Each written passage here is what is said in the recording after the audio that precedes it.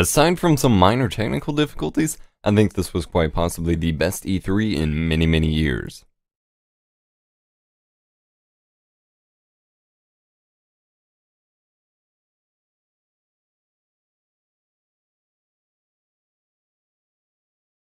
Hey guys, welcome back to another ENN episode. I don't know if these can really be referred to as episodes. They're more, essentially news reporting. So, just welcome back to Epos Nerd News, ENN, and in this video I'm going to be covering most of my thoughts on E3. Now, like I said before, I really think this E3 was potentially the best E3 in many, many years, and really great things happened. I was so glad to see so many things pop up. And I'm just really excited for this year, and actually the next couple years to come with gaming.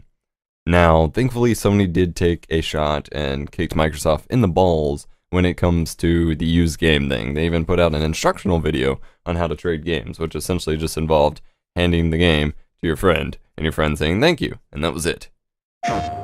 This is how you share your games on PS4.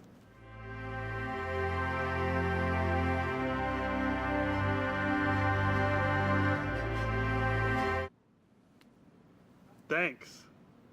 PlayStation.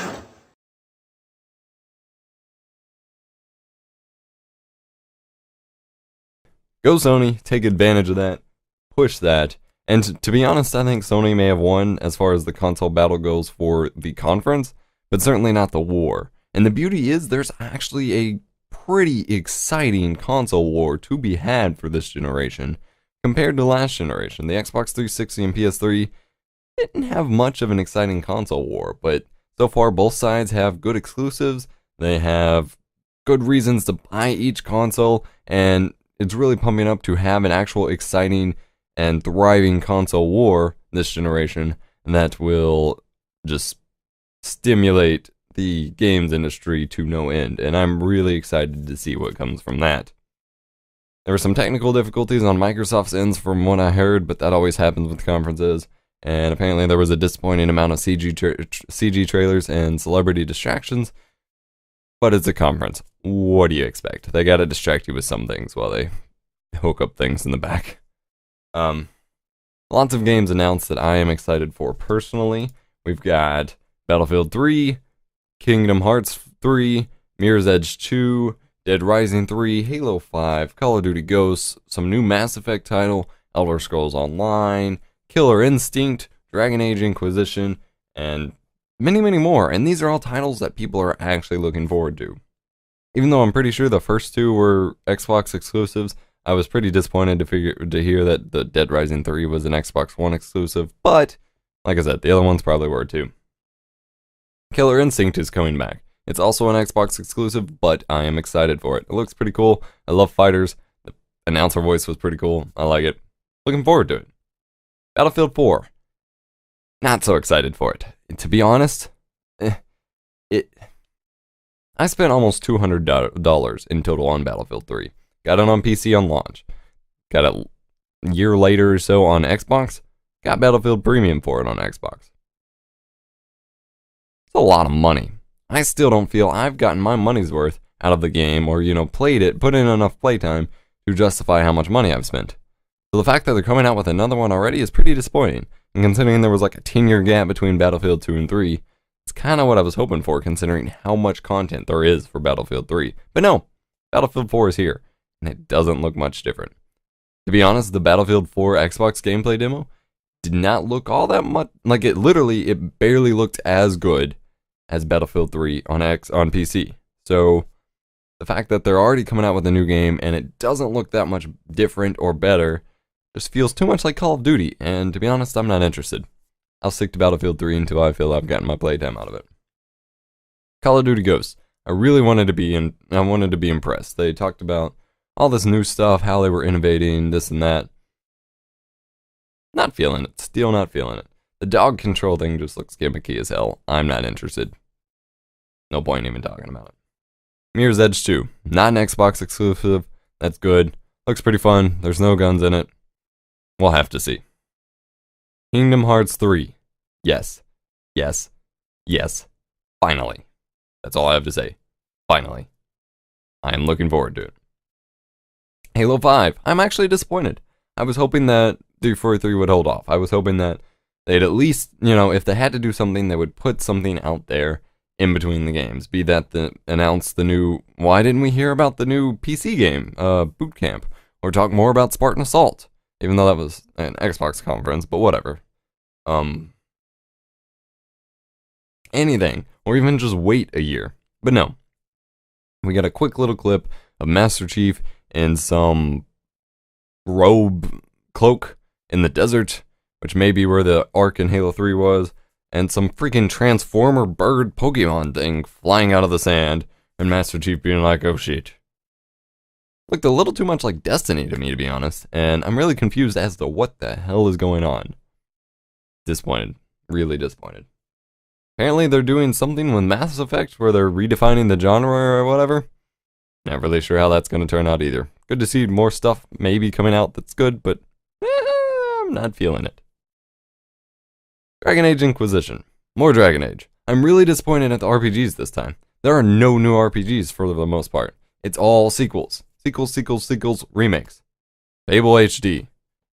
Where are the new games? There are no new games. They're bringing back old games, sequeling current games. Where's the new games? I'd like to see that. But speaking of new games, Titanfall, MMO for the Xbox. Something good that the Xbox should have. Gameplay looks kind of cool. It looks very enjoyable. I think it'll be a pretty good game. I find it interesting though that it looks like it could be a competitor for Destiny. So that's kind of interesting, and that may be because Destiny's being heavily pushed on the Sony side. We shall see. Elder Scrolls Online gameplay trailer. Really stoked for the game. The graphics look a little too much like Skyrim for me, but I'll just have to get over that. Still looking forward to Elder Scrolls Online, of course. Plants vs. Zombies Garden Warfare? Cute trailer. I like it. Bring out the Plants vs. Zombies. What I was really impressed by was the gameplay footage from The Witcher 3. I've been following that game off and on, and it looks really impressive. I'm looking forward to it. I'm going to be checking out that game. I didn't play the first two, but I'm actually planning on getting a hold of The Witcher 2, playing through it, and then getting The Witcher 3, because The Witcher 3 looks really, really cool. Star Wars Battlefront, hopefully on the Frostbite engine. So stoked.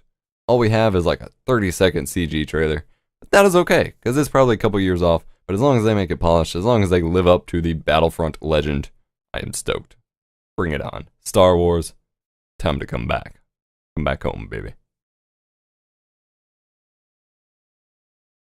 Watch Dogs. Essentially the video game version of the NSA scandal going on. I found that kind of hilarious considering everyone's freaking out about what can be watched on their cell phones or whatever by the NSA. Imagine what that Kinect, always on, sitting on top of your TV is doing. Somebody's watching me. Just don't like it. Price tag. The PS4 is actually going to be $100 less than the Xbox. And this is the first time the PlayStation console is cheaper than the Xbox as far as I can tell. Or at least, that wasn't the case with the previous generation. That's really cool. That'll be another one up for PlayStation. The $400 price tag in the previous generation was already a big deal, so the fact that the Xbox costs $500 will honestly turn a lot of people away. So, that's going to be interesting. The consoles themselves just look like giant VCR boxes from like the 80s. It's kind of weird. And there's a picture showing the Xbox being bold and the PS4 being italic, planted and stuff. It's just really interesting. They look weird. Interesting design suggestions, and they look almost exactly the same, but whatever. Like I said before, exciting E3 conference. Huge console war coming up for this generation that I am looking forward to. It's going to be great for stimulating the games industry. And something I found really surprising. Microsoft is kind of shitting itself right now as far as used game and DRM and privacy concerns go. Sony went and kicked them in the nuts about it with their own used game thing. This would be a good time for Apple to actually get a foot in the door and get ahead of people. And it seems they're kind of just dicking around. They released the Mac Cube and the new Mac Pro, and they look absurd. Like they look like the most ridiculous computers I've ever seen. Not sure what they're doing there, but at least they're making up for it with the new iOS 7 coming out. It looks absolutely beautiful. I'm actually kind of looking forward to that. Thank you for watching this video, guys. Thank you for supporting ENN. I hope you enjoyed my E3 coverage. It was just, I wanted to be quick paced because I'm sure you're being assaulted with E3 videos from everywhere, but I wanted to get my own personal opinions out there. I may have missed some things as I'm going through it pretty quick, and I had to catch up post E3 about the E3 stuff, but I wanted to get it out there to you guys. So, like I said, thank you for watching. Have a nice day. Please subscribe if you haven't already. I will link all the trailers I can in the description below as I get the links and the information available. You guys have a nice day. Let me know what you think about all the E3 content. Let me know what I should be looking forward to for future conferences, things like that. And I will see you next time.